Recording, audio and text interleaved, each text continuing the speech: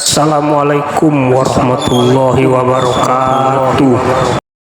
Haffat bihimul malaikah, mereka dihadiri oleh para malaikat. Wa dzakarahumullahu fi man indah, mereka disebut-sebut Allah, dibangga-banggakan Allah kepada para malaikat. Mudah-mudahan kita mendapatkan yang empat ini insyaallah. Amin ya rabbal alamin. Yang akan kita kaji pada kajian duha kali ini satu surah, yaitu surat Ad-Duha. Waktu dalam Al-Quran Allah bersumpah 6. Yang pertama, manakala terbit fajar sadiq, ada fajar kadzib, dia lebih awal. Lalu kemudian fajar sadiq, fajar sadiq masuk waktu subuh, Allah bersumpah was-subhi idza tanaffas. Selepas itu masuk waktu fajar, wal fajri walayalin ashr. Selepas itu masuk waktu duha, wad duha wal laili idza saja. Selepas itu masuk waktu siang, wan nahari idza tajalla. Selepas itu masuk waktu petang, wal asri innal insana lafi khusr. Selepas itu yang keenam masuk waktu malam, Allah bersumpah 2 kali, wal laili idza yaghsha wal laili idza saja. Apa maknanya? Biasa Allah bersumpah dengan makhluk-makhluk yang besar, wasyamsi wa duhaha wal qamari idza talaha wan nahari idza jallaha wan najmi idza hawa. Tapi ini tak nampak. Kalau matahari nampak, kalau bulan nampak, kalau waktu ini apanya yang besar? Waktu ini yang besar adalah tanggung jawabnya. Sebab yang pertama kali nanti kita disoal, ditanya nikmat waktu. La tazulu qadama 'abdin yaumal qiyamah, kaki anak Adam manusia akan tegak di hadapan Allah pada hari kiamat, hatta yus'al, hingga dia disoal, hingga dia ditanya. Dan yang pertama kali ditanya adalah masalah waktu, yaitu an umrihi fima afnah, umur, masa, waktu, usia yang dulu aku bagi, kemana saja kamu gunakan. Maka orang barat, dia peradaban dia adalah material, duit. Maka mereka mengatakan time is money, waktu adalah duit. Sedangkan kita orang Islam, waktu adalah tanggung jawab. Maka kata-kata hikmah bukan hadis Nabi, al-waqtu kas-saif, waktu itu macam pedang. Illam taqta'hu, kalau engkau tidak potong waktu dengan aktiviti yang bermanfaat, berguna untuk bekal menghadap Allah, qata'aka, dia yang akan memotong engkau. Kalau kita ada pedang, kita guna untuk yang baik. Kalau kita tak boleh guna dia untuk yang baik, kita patahkan. Sebab bila kita tak patahkan, dia akan mencelakakan kita, tak bermanfaat, tak ada guna untuk kita. Maka ayat yang pertama adalah wadduha, Allah bersumpah demi waktu. Ibadah pada waktu duha ini adalah salat. Mereka menyebutnya salat duha sebab waktunya waktu duha. Bila dia dilaksanakan di awal dengan cukup 4 syarat, namanya isyraq. Matahari terbit, syuruk. Salat yang dilaksanakan ketika matahari terbit, lalukan 12 minit lebih kurang, disebut salat itu dengan isyraq. Syaratnya 4. Man shalla subha fi jama'atin, sembahyang subuh berjamaah. Thumma qa'ada yadhkurullah, duduk berzikir mengingat Allah. Hatta tatlu asy-syams, sampai terbit matahari. Thumma yusalli rak'ataini, sembahyang sunat 2 rakaat. Kalau cukup 4 syarat, namanya isyraq. Kalau tak cukup 4 syarat, namanya duha. Jadi matahari terbit qaida ramhin, setinggi tombak. Jadi dulu mereka tidak mengukur dengan jam, dengan menit, sebab alat itu belum ada lagi zaman Nabi sallallahu alaihi wasallam. Selalu diukur dengan matahari setinggi tombak. Orang Melayu tua dulu selalu menyebut matahari sepenggalah, sebab dia ukur dengan galah buluh setinggi tombak. Sebegitulah tinggi matahari, maka dia sebut ini dah boleh solat duha dah. Kita selalu sebut pukul 8, pukul 9, pukul 10. Sebenarnya startnya dah boleh ketika matahari setinggi tombak. Jadi matahari terbit, tunggu matahari itu berjalan setinggi tombak. Kenapa tak boleh sembahyang sebelum matahari setinggi tombak? Sebab itulah waktu yang dipakai oleh orang musyrik menyembah berhala. Lata, Uzza, Manat, Hubal, Jibti, Taghut, Naham. Itu mereka sembah sehari 3 kali. Pertama manakala matahari terbit, yang kedua matahari tergelincir, yang ketiga matahari tenggelam. Itu maka dalam 3 waktu itu kita tidak boleh sembahyang, tak boleh solat. Tapi boleh solat kalau ada sebab. Misalkan selepas asar kita masuk masjid, maka kita boleh solat tahiyatul masjid. Sebab apa? Sebab ada sebab. Selepas asar, kata imam masjid, sebelum kita keluar daripada masjid selepas asar ini, kepada semua jamaah jangan keluar dulu, sebab kita nak sembahyang jenazah. Boleh. Itulah mengapa di Masjidil Haram, Masjid Nabawi ada sembahyang selepas asar. Yang tak boleh itu adalah solat sunat mutlak. Sebab apa? Sebab dikhawatiri dia akan terperosok ke dalam tasyabuh. Man tashabbaha biqaumin fahuwa minhum. Sesiapa yang menyerupai perbuatan orang kafir, dikhawatirkan dia akan dianggap sama dengan perbuatan itu. Dulu orang kafir musyrik menyimpan air anggur khamar di dalam labu. Labu itu diambil isinya, lalu kulitnya dijemur. Kulit dijemur ini tempat menyimpan khamar. Ketika Nabi datang, maka tak boleh menggunakan tempat air minum dari kulit labu. Sebab apa? Sebab nanti bila ada orang Islam tengok, kamu kenapa gunakan tempat khamar? Inilah dalil tak boleh memakai simbol-simbol tempat air minum.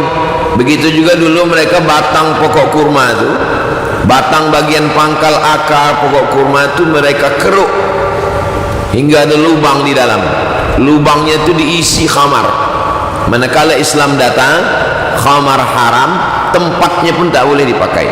Sebab bila tempat itu dipakai, walaupun diisi air zam-zam, orang tak tengok, dia tak tahu apa isi di dalam, sebab dia bukan kaca.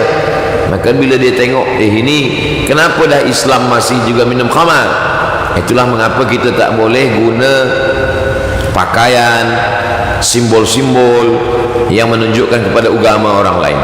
Sekarang banyak kita tengok di TikTok, di FB, di Instagram, orang semudahnya saja menggunakan pakaian ke simbol agama orang lain.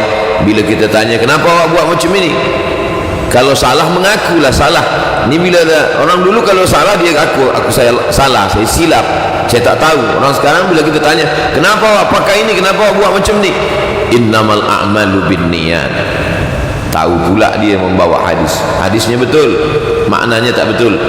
Itulah mengapa kita belajar agama ni bukan ingin mengambil ayat dan hadis untuk menjadi dalil atas kesalahan kita.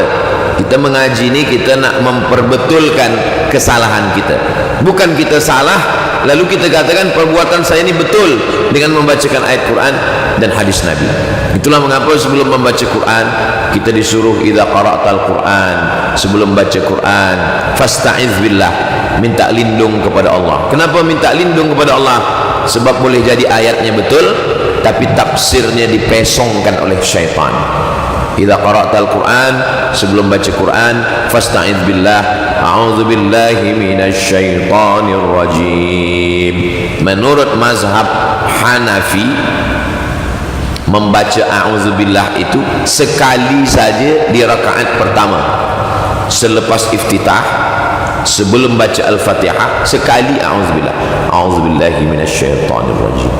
Rakaat kedua, rakaat ketiga, rakaat keempat tak ada lagi baca ta'awuz. Sedangkan menurut mazhab Syafi'i setiap rakaat membaca ta'awuz. Rakaat pertama a'udzubillahi minasyaitonirrajim, bismillahirrahmanirrahim, alhamdulillahirabbil alamin. Tegak rakaat kedua a'udzubillah lagi. Rakaat ketiga a'udzubillah lagi. Rakaat keempat a'udzubillah. Ini tentang membaca ta'awuz, a'udzubillah dalam sembahyang. Adapun di luar sembahyang maka semua qari membaca a'udzubillahi minasyaitonirrajim. Sedangkan bismillahirrahmanirrahim, bismillahirrahmanirrahim ada yang sepakat, ada yang ikhtilaf. Yang ulama sepakat bahwa dia ayat Al-Quran, itulah dia surat Nabi Sulaiman kepada Bilqis, innahu min Sulaiman wa innahu bismillahirrahmanirrahim. Orang pertama yang guna bismillah dalam surat Nabi Sulaiman alaihissalam. Lalu kemudian itu tak ada ikhtilaf, sepakat ulama bahwa dia ayat. Adapun yang ikhtilaf adalah bismillah pada awal al-Fatihah. Tiga mazhab. Mazhab Syafi'i dibaca jahar, bismillahirrahmanirrahim, alhamdulillahi rabbil alamin. Mazhab Hanafi dan Hambali dibaca sir, bismillahirrahmanirrahim, alhamdulillahi rabbil alamin. Mazhab Maliki tiada dibaca sama sekali, tak ada baca bismillah. Sebab menurut mazhab Maliki ayat Al-Fatihah itu diawali dari alhamdulillahi rabbil alamin. Bismillah bukan ayat. Itu maka bila kita tengok Quran yang cetakan Maghribi, nanti bila pergi Maghribi tengok Quran cetakan Maghribi alhamdulillahi rabbil alamin satu. Tapi Quran yang cetakan Malaysia, Indonesia, Brunei Darussalam, Singapura, Patani Thailand, Makkah Madinah, yang masyrik, yang belahan timur, bismillahirrahmanirrahim satu. Itu dibahaskan oleh Imam Jalaluddin Abdurrahman As-Suyuti dalam tafsir Jalalain. Bila dihitung kira sama-sama tujuh, yang bismillahirrahmanirrahim satu pun tujuh, yang alhamdulillahirrabbilalamin pun satu tujuh. Macam mana boleh bismillah tak masuk, dia boleh tujuh juga? Yang ikut bismillahirrahmanirrahim, bismillahirrahmanirrahim, alhamdulillahirabbilalamin, arrahmanirrahim, malik yaumiddin, iyyaka na'budu wa iyyaka nasta'in, ihdinas siratal mustaqim, siratal ladzina an'amta 'alaihim ghairil maghdubi 'alaihim waladdallin. Amin. Tujuh. Yang tak masuk bismillah dia hitung kira dari alhamdulillah, alhamdulillahirabbil alamin, arrahmanir rahim, malik yaumiddin, iyyaka na'budu wa iyyaka nasta'in, ihdinas siratal mustaqim, siratal ladzina an'amta 'alaihim ghairil maghdubi 'alaihim waladdallin. Amin. Tujuh juga. Ini tentang bismillah. Bismillah di pangkal surat selain Al-Fatihah, di pangkal Wadduha, sebelum Alam Nashrah, dari Wadduha ke Alam Nashrah ada bismillah.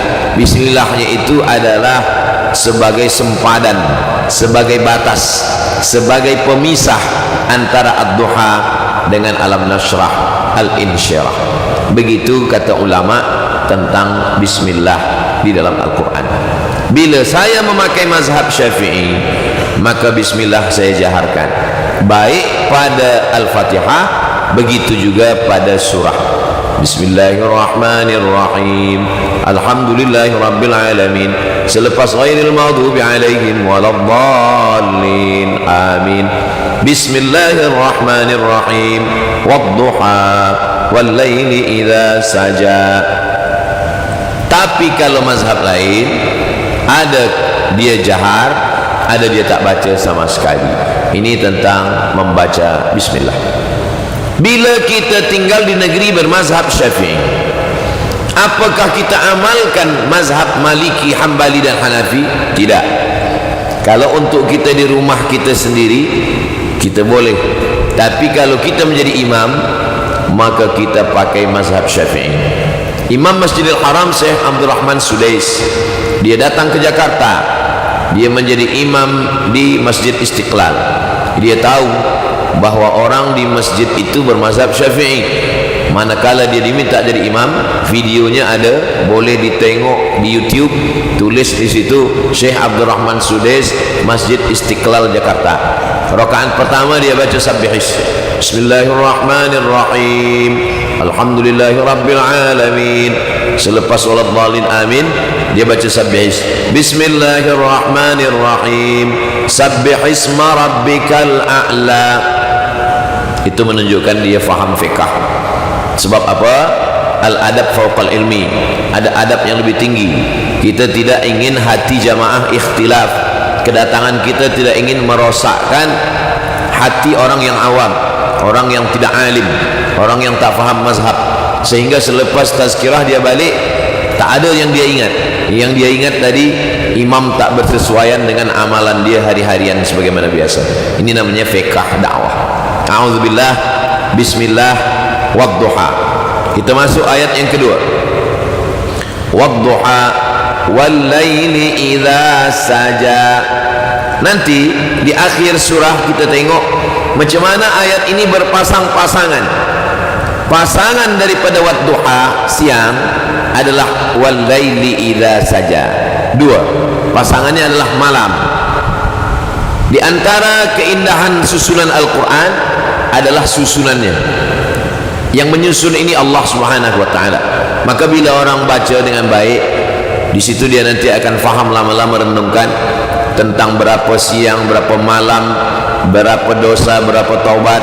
Ada ulama yang khas menghitung kira tentang itu dalam ayat Al-Quran. Nanti dia akan ambil kesimpulan, ini tidak mungkin dari akal fikir manusia yang saat itu amat sangat sederhana. Belum lagi ada komputer, belum lagi ada alat yang untuk menghitung mengira. 30 juzuk. Ini semua adalah datang daripada Allah Subhanahu wa taala. Ini salah satu mukjizat Al-Quran. A'udzubillahi minasyaitonir rajim. Bismillahirrahmanirrahim. Wadduha wallaili idza saja. Wadduha siang, wallaili idza saja malam. Saja menutup, siang terbuka, semua nampak. Saja tutup.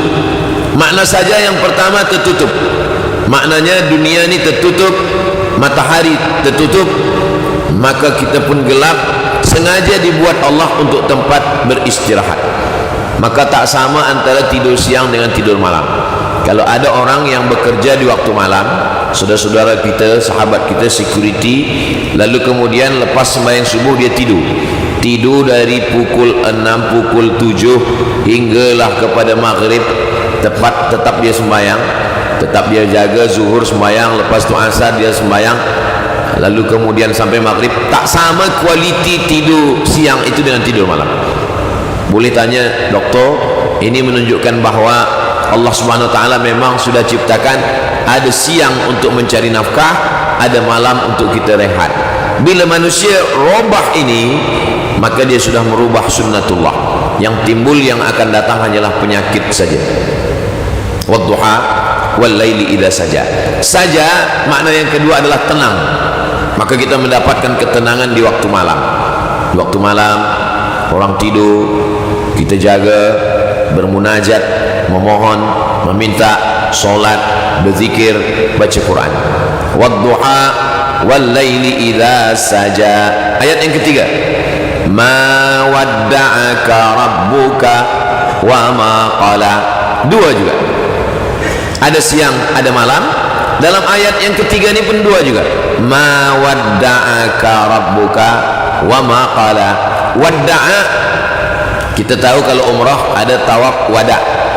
Wada' itu dari kata wadda'a, meninggalkan. Tawaf wada' sebab kita akan meninggalkan Ka'bah, kita akan balik ke Semenanjung, kita akan balik ke negeri kita.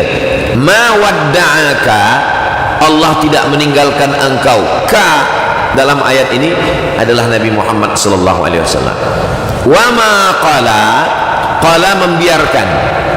Seorang ibu marah kepada anak, dia biarkan, dia tak tengok, dia tak bagi nasihat, dia tak sapa, dia tak tegur, apa pun nak buatlah. Meninggalkan belum tentu membiarkan. Ada seorang suami pergi keluar kota, keluar negara, dia tinggalkan, tapi dia tak biarkan. Sebab dia tanya, dah makan, dah minum, macam mana anak-anak kita, apa kabar, sihat. Tidak semua yang meninggalkan itu membiarkan, tapi ada orang yang bersama tapi dia biarkan, serumah, sebilik, sekatil, tapi dia tak ada bagi perhatian. Maka ayat Al-Quran begitu halusnya, ma wadda'aka, Allah tidak meninggalkan engkau, wa ma qala, dan tidak membiarkan engkau. Maknanya Allah tak jauh, Allah dekat, Allah selalu memberikan perhatian kepada Nabi Muhammad sallallahu alaihi wasallam. Apa asbabun nuzul ayat ini? Sebab ayat ini turun adalah ketika wahyu lama tak turun. Maka datanglah isteri Abu Lahab, namanya Ummu Jamil.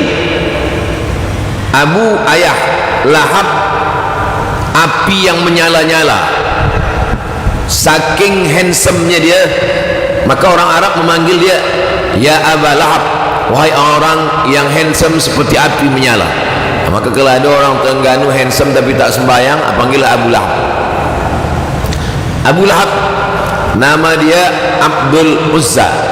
Abdu artinya hamba, Uzza nama Tuhan mereka.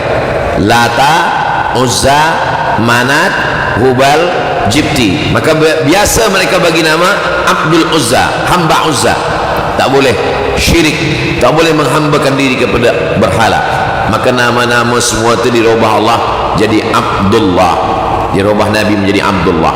Nama isteri dia Ummu Jamil. Kata Ummu Jamil, wadda'aka syaitanuka, hai Muhammad, wahyu lama tak turun. Biasa tiap-tiap hari engkau bacakan wahyu, sekarang wahyu tak turun, berarti syaitan engkau meninggalkan engkau. Rupa-rupanya mereka menganggap Nabi Muhammad itu diganggu syaitan. Semua yang cakap keluar dari mulut dia itu daripada syaitan. Salah satu tuduhan mereka. Maka mereka menuduh Nabi itu sahir, tukang sihir. Rajulun mas'ur, orang yang kena sihir. Asatirul awwalin, hanyalah dongeng-dongeng orang tua-tua belaka. Maka ketika itu kata Ummu Jamil, wadda'aka rabbuka wadda'aka syaitanuk, syaitanmu meninggalkan engkau. Turunlah ayat ini membantah, ma wadda'aka rabbuka wa ma qala, Tuhanmu tidak meninggalkanmu, wa ma qala, dan tidak membiarkanmu. Ketika ayat ini turun, Nabi bertakbir. Saking senangnya hati Nabi, Nabi bertakbir, Allahu Akbar, kata Nabi. Ini dalil bahawa kalau kita senang hati, kita bertakbir. Kenapa? Karena kalau kita senang hati, kita tidak sebut nama Allah, boleh datang ain. Ain tidak selamanya datang disebabkan kita susah hati. Senang hati pun kalau kita tak libatkan Allah. Ada anak cantik, kita katakan budak ni cantik lah, maka libatkan Allah. Kita katakan alhamdulillah, masya Allah, tabarakallah. Bila kita tidak sebutkan Allah, maka itu mungkin ada kena ain. Maka ketika turun ayat ini, Nabi mengatakan Allahu Akbar. Itulah mengapa di negeri Melayu ada tradisi kita berkhatam kaji. Di kampung saya lelaki berkhatam kaji sebelum khitan. Dulu ayah dia menyerahkan ke guru mengaji, ini anak saya tolong ajar mengaji, nanti sebelum berkhitan dia ada malam berkhatam kaji. Kalau budak perempuan ada malam berkhatam kaji sebelum akad nikah, malam merisik, malam berinai, malam meminang, malam berkhatam kaji, malam meminang, malam walimah. Maknanya apa? Sudah menjadi tradisi di negeri orang-orang Melayu, lelakinya khatam Quran, perempuannya khatam Quran, mereka menikah, bertemu di tempat yang baik, melahirkan generasi anak keturunan yang baik-baik. Maka Nabi SAW menyampaikan, ma wadda'aka rabbuka wa ma qala, tidaklah Allah meninggalkan engkau, tidak pula membiarkan engkau, seperti yang dituduhkan. Nabi pun bertakbir Allahu Akbar. Maka dalam khatam kaji itu biasanya selepas budak khatam dari Alif Lam Mim sampai ke An-Nas, nanti dia akan khatam diserahkan balik dari guru ke orang tua. Di akhir itu dibacakan dari Wadduha, la ilaha illallah wallahu akbar, bismillahirrahmanirrahim, Wadduha, sampai habis la ilaha illallah wallahu akbar, bismillahirrahmanirrahim, alam nashrah laka sadrak. Terus lagi la ilaha illallah wallahu akbar. Ini tradisi yang baik acara program berkhatam kaji. Ma wadda'aka rabbuka wa ma qala. Kita teruskan ayat keempat. Walal akhiratu khairul laka minal ula. Pun berpasangan juga dua. Pasang terus dua. Wal laili idza saja, wad du'a wal laili idza saja. Ma wadda'aka rabbuka wa ma qala. Walal akhiratu khairul laka minal ula. Dua juga. Walal akhiratu, akhirat, khairul laka, lebih baik bagi engkau, minal ula, daripada yang pertama. Yang terakhir lebih baik daripada yang pertama. Makna yang terakhir nanti akhirat. Lebih baik daripada yang pertama, inilah dunia yang sekarang. Macam mana perbandingan akhirat dengan dunia? Kata Nabi, pergilah engkau ke tepi laut, celupkan ujung tangan engkau, selepas itu tarik ke atas. Apa air yang melekat di ujung jari, itulah dunia. Air yang tinggal di lautan yang luas, itulah akhirat.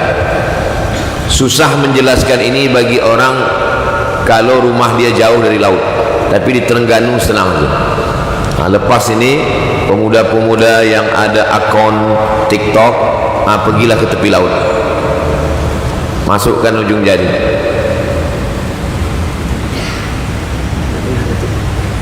Walal akhiratu khairul laka minal ula. Yang akhirat lebih baik daripada yang ada di dunia. Dalam segala hal, bentuk rupa, anak istri, harta benda. Harta yang ada di dunia ini dengan yang ada di akhirat disediakan Allah, macam itu juga. Apa yang melekat di ujung jari kita, itulah dunia. Yang terlepas, yang sangat luas, itulah akhirat. Jadi kalau begitu kita berpikir tentang dunia, kalau dapat tak sombong, sebab yang dapat pun tak banyak. Kalau tak dapat tak sedih, sebab yang tak dapat pun tak juga banyak. Kalau melekat tak angkuh, kerana yang melekat di ujung jari pun tak banyak. Kalau tak melekat pun tak juga sedih, tak risau hati, sebab ada yang disediakan Allah lebih daripada itu. Maka kalau orang berpikir tentang akhirat, semua akan dia bagikan untuk bekal nanti di akhirat, sebab dunia hanyalah setetes saja. Termasuklah tentang apa yang akan kita siapkan bekal di akhirat untuk tabung pembaikan masjid wakaf Tembesu. Kerosakan struktur siling dan atap perlu dana sebanyak 2 juta ringgit. Jangan pula pengsan mendengar ni. Kepada sesiapa yang mahu menyumbang, boleh salurkan ke akaun Bank Islam Masjid Wakaf Tembesu. Nombor akaun 1306-201-000-8134. Sekali lagi, akaun Bank Islam Masjid Wakaf Tembesu, nombor akaun 1301-000-8134. Petugas akan mula mengutip menggunakan beg warna kuning. Saya dah 3 kali bagi tazkirah, lain tempat, lain begnya. Kemarin malam merah, semalam duha putih, hari ini kuning. Masya Allah, tabarakallah. Nanti bila nampak kuning, isilah. Maknanya itulah bekal kita menghadap Allah. Walal akhiratu khairul laka minal ula. Yang akhirat lebih baik daripada yang pertama. Kalau kita tengok macam mana ulama menyikapi hidup, mereka hidup ini tidak terlampau sedih ketika tak dapat, tidak pula terlampau senang ketika dapat. Sebab apa? Sebab dia seimbang. Walal akhiratu khairul laka minal ula. Kita teruskan ayat yang kelima. Wala sawfa yu'tika rabbuka fatarda. Berpasangan juga. Wala sawfa yu'tika rabbuka, Allah akan memberikan kepada engkau. Dua, fatarda, kalau engkau ridha. Jangan beramal kerana ingin surga, kerana semua umat Nabi Muhammad pasti masuk surga. Man qala la ilaha illallah dakhalal jannah. Tapi beramallah kerana ridha, kerana kalau orang ridha maka Allah akan balas dengan ridha. Semua Allah akan berikan. Contoh ridha dengan contoh beramal ingin surga, seperti pegawai kaki tangan bekerja ingin dapat gaji, masuk pukul 8 keluar pukul 4, semua dikerjakan, dia hanya dapat gaji. Tapi kalau dapat ridha, seperti istri kepada suami, dia tidak pakai jam pagi petang siang malam, dia tidak pakai ada standard, sebab yang dicari adalah senang hati, puas hati. Kalau orang dah puas hati, semua dia akan bagi. Kalau antara director dengan kaki tangan, dengan pekerja, ada aturan-aturan. Tapi kalau antara ayah dengan anak, itu hubungannya adalah ridha, puas hati, kasih sayang. Maka jangan kita heran melihat seorang ayah membagikan semua kepada anak. Kenapa? Karena asas daripada hubungan mereka adalah ridha. Maka kata Allah Ta'ala, wala sawfa yu'tika rabbuka fatarda. Allah akan berikan engkau apapun yang engkau mau, wahai Muhammad sallallahu alaihi wasallam, fatarda, karena engkau beramal dengan ridha. Itulah mengapa ulama tasawuf sebelum berzikir mereka berkata, ilahi anta maksudi wa ridhaka matlubi. Ya Allah, engkaulah yang kami maksud dan ridhamulah yang kami cari. Pagi sebelum matahari terbit kita dah berkata, raditu billahi rabba, kami ridha dalam segala hal. Dalam masalah sembahyang mencari ridha Allah, dalam hal masalah sedekah mencari ridha Allah, dalam haji dan umrah, semua amal yang kita lakukan ini ingin mencari ridha Allah subhanahu wa ta'ala. Kerana kalau Allah sudah ridha, maka semua akan dia bagi. Jangan beramal hendak minta balasan, karena kalau minta balasan yang dapat hanya balasan. Tapi kalau minta ridha, kalau Allah sudah ridha, maka semua akan dia bagi, sebagaimana yang dia bagi pada sayyidina wa maulana wa syafi'ina wa zukhrina wa qurrati a'yunina Muhammad sallallahu alaihi wasallam. Tapi, nah ini saya sebut tapi, bukan berarti orang yang beramal minta surga itu salah. Nabi suruh, idza sa'altumullaha fas'aluhul firdaus. Kalau kamu minta kepada Allah, mintalah firdaus, surga yang paling tinggi. Pahala, bukan salah minta pahala. Siapa yang beristighfar, dibagi Allah pahala. Ja'alallahu lahu min kulli dhiqin makhraja, segala kesempitannya dibagikan kelapangan. Wa min kulli hammin faraja, segala kesusahannya diberikan kesenangan. Wa razaqahu min haitsu la yahtasib, diberi rezeki dari jalan yang tak disangka-sangka. Ada orang beristighfar, astaghfirullahalazim, astaghfirullahalazim, astaghfirullahalazim. Lalu kita tanya, kenapa awak istighfar? Saya istighfar supaya dapat rezeki tak disangka, supaya hati saya sempit jadi lapang, supaya masalah hidup saya ada solusi. Lalu kita katakan kamu salah, kamu beramal ini bukan ingin mencari ridha. Dia tak salah. Ini bukan masalah antara salah dan betul. Ini masalahnya adalah antara yang paling berkualiti. Maka yang paling berkualiti, yang paling hebat adalah bukan orang yang minta surga, bukan orang yang minta rezeki, tapi orang yang minta ridha Allah subhanahu wa ta'ala. Minta surga boleh, memang disuruh. Wasari'u ila maghfiratin min rabbikum wa jannatin, mintalah kepada Allah Ta'ala ampunan, wa jannatin, minta surga. Itulah mengapa dalam doa kita selalu kita minta, Allahumma inna nas'aluka ridhaka, ridha dulu, wal jannah, barulah minta surga. Wa na'udzubika min sakhatika wan nar. Nar nama dua. Yang pertama minta sakhatika, murka Allah. Yang pertama minta ridhaka, baru surga Allah. Allahumma inna nas'aluka ridhaka. Dua. Wala sawfa yu'tika rabbuka fatarda. Alam yajidka yatiman fa'awa. Bukankah engkau dulu yatim? Satu, fa'awa, lalu Allah buat engkau berkecukupan. Engkau tak ada ayah, meninggal ayahmu 2 bulan dalam kandungan. Engkau tak ada ibu, meninggal 6 tahun. Engkau ada dibela oleh Datuk Abdul Muttalib pun meninggal, dijaga oleh pakcik paman Abu Talib pun mati juga, meninggal. Alam yajidka yatiman fa'awa. Allah Subhanahu wa taala mendapati engkau sebagai seorang yang yatim, fa'awa, lalu Allah berikan engkau perlindungan, Allah berikan engkau kebaikan, Allah berikan engkau keselamatan. Maka ini nikmat dari Allah Subhanahu wa taala. Siapa itu yatim? Mata abuhu walam yablugh al-hulm. Meninggal ayahnya dan dia belum lagi akil baligh. Ini pendapat yang pertama.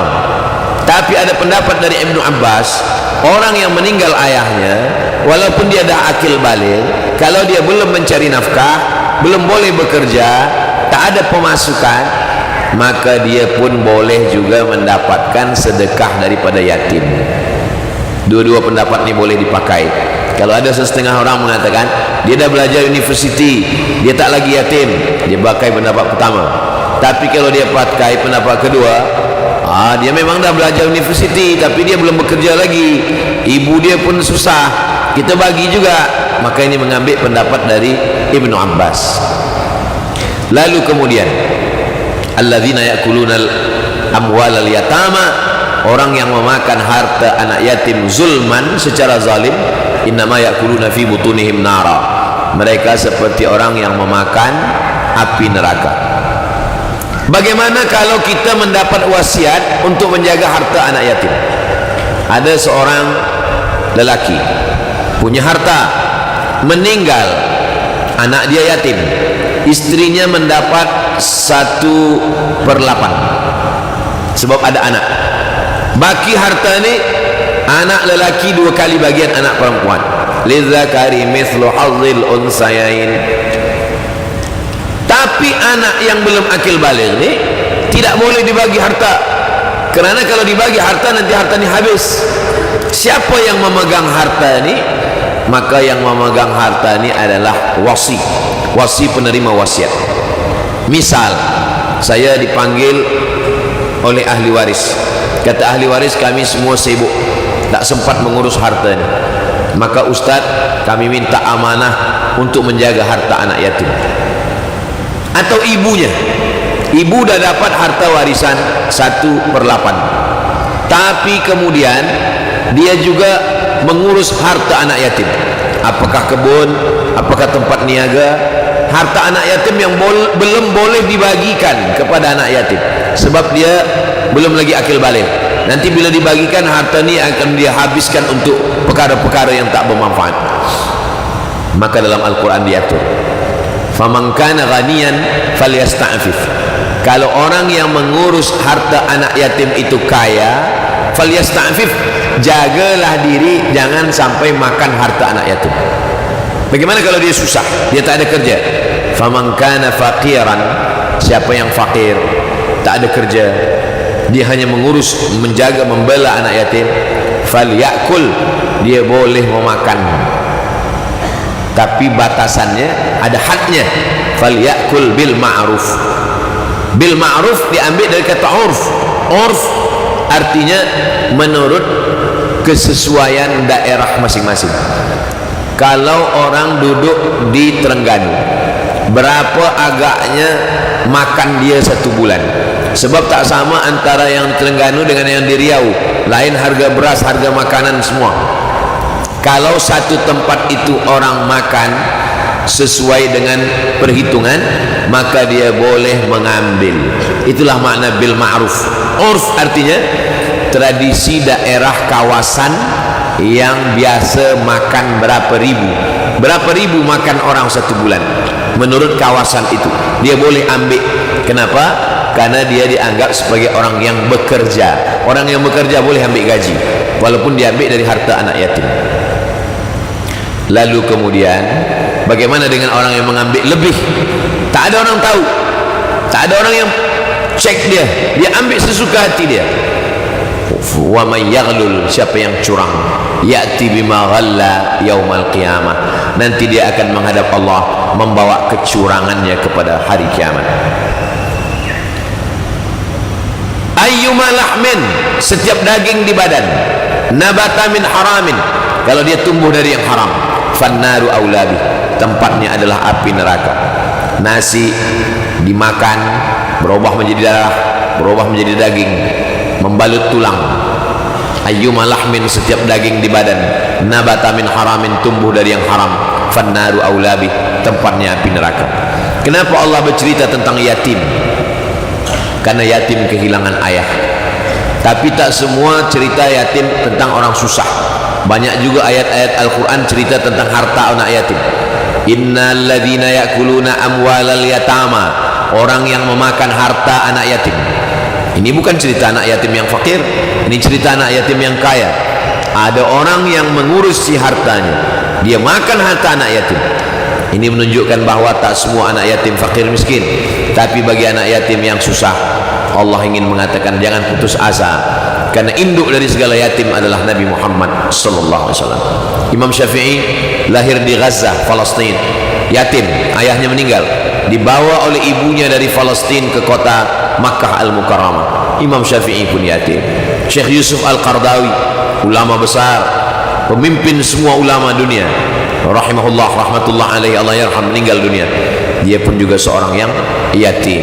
Makanya menjadi yatim jangan putus asa, dan ada ayah ibu pun jangan terlampau bangga. Kalau kata pepatah orang Melayu, jangan berharap pada yang ada, jangan putus harap pada yang tak ada. Jangan terlampau berharap kepada ayah. Ayah ada, mak ada, rumah ada, kereta ada, kerja ada, duit ada. Jangan berharap pada yang ada, jangan putus harap pada yang tak ada. Ayah tak ada, mak tak ada, harta tak ada, rumah tak ada. Jangan putus harap pada yang tak ada.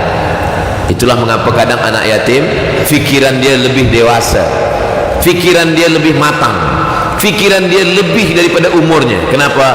Karena dia hidup tiada ayah, tiada ibu.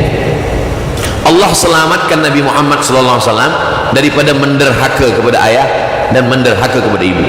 Sebab orang yang derhaka kepada ayah dan ibu terhijab. Nabi tak sempat menderhaka, tak sempat jumpa ayah, tak sempat menderhaka kepada ibu. Allah menyelamatkan. Di antara kenapa Allah selamatkan Nabi Muhammad sallallahu alaihi wasallam, kerana fikiran manusia ini dipengaruhi oleh empat. Saya Abdul Somad, apa yang ada dalam kepala pikiran saya ini yang mempengaruhinya empat. Yang pertama ibu, yang kedua ayah, yang ketiga lingkungan, yang keempat bacaan. Nabi itu tidak dipengaruhi oleh empat. Ayah tak sempat mempengaruhi dia, ayah dia dah meninggal duluan. Ibu tak sempat memberikan pengaruh pada fikirannya, karena ibu dia dah meninggal duluan.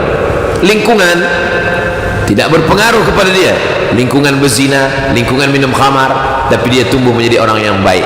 Bacaan tak berpengaruh kepada dia. Sebab apa? Sebab dia tak boleh membaca. Nabi tak membaca. Walladzi ba'atsa fil ummiyin, Allah mengirimkan seorang nabi kepada masyarakat yang ummiyin, masyarakat yang ummi, tak boleh membaca, tak boleh menulis. Itu salah satu cara Allah menyelamatkan dia. Ammal yatima fala taqhar, wala sawfa yu'tika rabbuka fatarda, alam yajidka yatiman fa'awa wa wajadaka dhallan fahada. Allah mendapati engkau dhallan. Inilah maknanya tak boleh belajar bahasa Arab, tak membaca tafsir. Dhallan, sesat. Allah mendapati engkau sesat. Mana pula Nabi sesat? Mana boleh dikatakan Nabi sesat? Maka bacalah tafsir. Apa kata ulama? Allah mendapati engkau tidak tahu jalan saat dalam satu perjalanan. Fahada, maka Allah berikan engkau jalan. sehingga engkau dapat jalan kembali ke kota Makkah Al-Mukarramah. Nabi tak pernah sesat, karena kalau Nabi sesat berarti dia tak maksum. Nabi itu maksum, sedikit saja pun terus saja Allah berikan pengarahan. Allah Subhanahu wa taala Maha mulia, memberikan kemuliaan kepada Nabi Muhammad sallallahu alaihi wasallam. Dari mulai nasabnya, nasab yang paling baik Abdullah bin Abdul Muttalib bin Hashim bin Abdi Manaf bin Qusay, dipilih Qusay. Dari Qusay turun ke Abdi Manaf, dari Abdi Manaf turun ke Hashim, dari Hashim turun ke Abdul Muttalib, Abdul Muttalib turun ke Abdullah, Abdullah turun ke Muhammad sallallahu alaihi wasallam. Allah jaga, nasabnya dijaga, dipelihara Allah Subhanahu wa taala. Perbuatannya, cakapnya, lisannya, sebab dia akan menjadi wa ma arsalnaka illa rahmatan lil alamin. Laqad kana lakum fi Rasulillah uswatun, contoh dari segala yang besar sampai yang kecil, yang zahir, yang nampak, yang batin, yang tak nampak. Itu mengapa Allah menjaga dia. Alam yajidka yatiman fa'awa wa wajadaka dhallan fahada wa wajadaka ailan fa'aghna. Manakala engkau dalam keadaan ailan, memerlukan, dalam keadaan susah, dalam keadaan sulit, susah makan, susah kehidupan, fa'aghna, Allah berikan engkau kecukupan secukup-cukupnya. Ketika ayahnya meninggal, ibunya meninggal, datuknya meninggal, dibesarkan di rumah pakcik dia, paman dia, orang yang paling susah di antara semua keluarga. Anak dia banyak, namanya Abu Talib. Lalu kemudian Abu Talib punya anak, itulah dia Ja'far bin Abi Talib, Ali bin Abi Talib, seperti saudara kandung Nabi sallallahu alaihi wasallam. Nama istrinya Fatimah binti Asad. Apa kata Nabi ketika Fatimah meninggal? Ya Fatimah, engkau lapar, demi aku kenyang. Engkau tak berkain, demi aku berkain. Nabi sendiri yang menggali makam Fatimah binti Asad. Bila kita masuk di Baqi, sebelah kiri dekat dinding ada satu tembok, itulah makam Fatimah binti Asad. Nabi menggali, setelah Nabi gali, Nabi masuk ke dalam, Nabi berdoa di dalam, Nabi menangis, karena disitulah akan dimasukkan jasad daripada Fatimah binti Asad. Sudah seperti ibu dia. Maka dalam hidup Nabi ada ibu Fatimah binti Asad, ada istri, ada anak Fatimah, Sayyidatuna Fatimah, Sayyidatun Nisa'i Ahlil Jannah, yang kemudian dinikahkan dengan Sayyidina Ali karramallahu wajhah, melahirkan Sayyidina Al-Hasan, Sayyidina Al-Husain. Alam yajidka yatiman fa'awa wa wajadaka dhallan fahada wa wajadaka ailan fa'aghna. Tiga ini jawabannya ada pada tiga ayat yang selepasnya. Tiga ayat ini jawabannya ada pada tiga ayat yang selepasnya. Alam yajidka yatiman fa'awa, jawabannya fa'ammal yatima fala taqhar. Wa wajadaka dhallan fahada, jawabnya ammas sa'ila fala tanhar. Wa wajadaka ailan fa'aghna, jawabnya wa amma bi ni'mati rabbika fahaddits. Begitulah susunan yang dibuat Allah Subhanahu wa taala. Alam yajidka yatiman fa'awa wa wajadaka dhallan fahada wa wajadaka ailan fa'aghna fa ammal yatima fala taqhar. Anak yatim jangan engkau senggak, jangan berkata keras, jangan engkau hardik, jangan engkau membuat dia ketakutan. Kenapa? Wa wajadaka, karena engkau dulu yatiman. Kalau dulu engkau yatim, maka nanti saat berjumpa dengan anak yatim, engkau sudah merasakan perasaan anak yatim. Wa wajadaka dhallan fahada wa wajadaka ailan fa'aghna. Lalu kemudian ketika Allah mengatakan ammas sa'ila, orang yang bertanya, fala tanhar, orang yang bertanya, orang yang meminta. Ammas sa'ila maknanya dua. Yang pertama bertanya tentang sesuatu, sa'ila meminta tentang sesuatu, fala tanhar.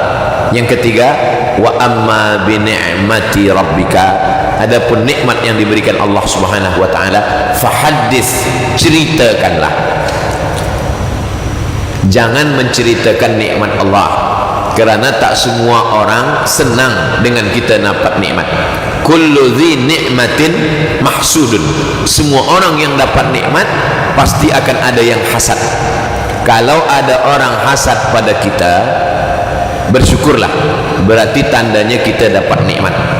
Kalau ada orang benci pada kita, berarti hidup kita lebih baik daripada dia. Karena kita lebih baik itulah maka dia benci. Kalau kita lebih rendah, lebih buruk, lebih susah, dia tak akan benci, dia akan senang. Karena sifat manusia, in tamsaskum hasanatun tasu'hum. Kalau kamu dapat kesenangan, dia akan susah hati. Wa in tusibkum sayyi'atun, tapi kalau kamu dapat kesusahan, kesulitan, kepayahan, yafrahu biha, mereka akan senang sesenang-senangnya. Allah buat dia tak tahu jalan, supaya nanti datang orang yang tak tahu bertanya, dia tidak kasar. Allah buat dia tak ada ayah ibu, supaya dia boleh merasakan rasanya tak berayah tak beribu. Allah buat dia pernah merasakan susah, supaya dia boleh merasakan kesusahan orang lain. Yang tiga-tiga ini tidak boleh diungkapkan, dituliskan dengan kata-kata. Sebab apa? Tentang susah, tentang payah, tentang yatim, itu hanya boleh dirasakan oleh orang-orang yang pernah merasakan. Maka kata pepatah, lam ya'rif man lam yadhuk, orang yang tak pernah merasa maka dia tidak akan pernah tahu.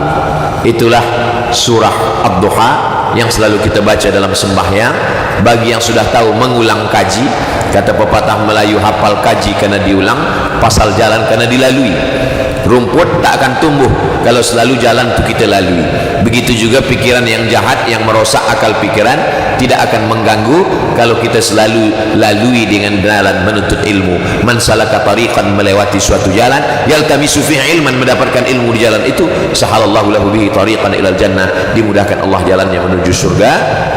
Dan dengan memahami surat Ad-Duha ini menambah kekhusyuan kita dalam sembahyang. Jadi yang biasa solat zuhur, solat asar, solat tahajud, duha, maka menanamkan makna ini dalam hatinya, menambah kekhusyuan. Membaca dalam solat, mulut membaca, telinga mendengar, fikiran fokus, hati merenungkan, sehingga pikiran tak kemana-mana, sedar dengan penuh kesedaran. Itulah dia khusyuk. Bismillahirrahmanirrahim.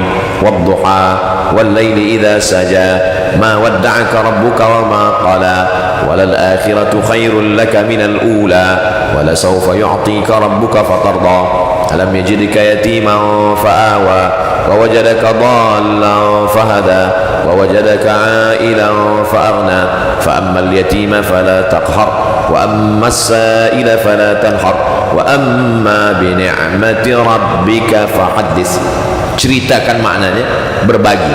Dapat harta diberikan Allah, ceritakan makna ceritanya, berbagi, tunjukkan bahwa nikmat itu ada. Ada orang bagi baju ke saya, macam mana saya ceritakan bahwa baju itu ada? Pakai, tunjukkan. Walaupun kita tak bercakap, kita tak katakan ini baju yang kau bagi, tidak.